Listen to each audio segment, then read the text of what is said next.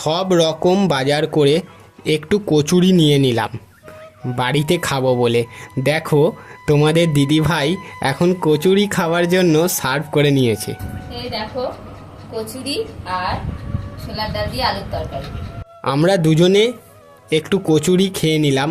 চাইলে বাইরেই কিনে খাওয়া যায়, কিন্তু একসাথে দুজনে মিলে খাওয়া আর বাড়িতে বসে খাওয়ার মজাই আলাদা। কচুরি খাওয়া দাওয়া হয়ে গেছে, এখন আমি বসে পড়েছি বাজারগুলো একটু গোছগাছ করতে।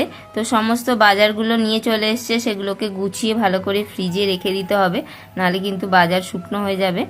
আর এই যে গুলি কচু, গুলি গুলি কচু এনেছে আজকে। আচ্ছা, গুলি কচু।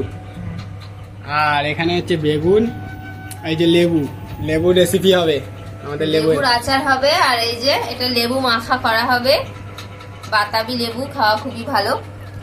বরবটি, বরবটি। আর এটা কুলেখাড়া, কুলেখাড়া তো তোমার জন্য, এই যে কুলেখাড়া।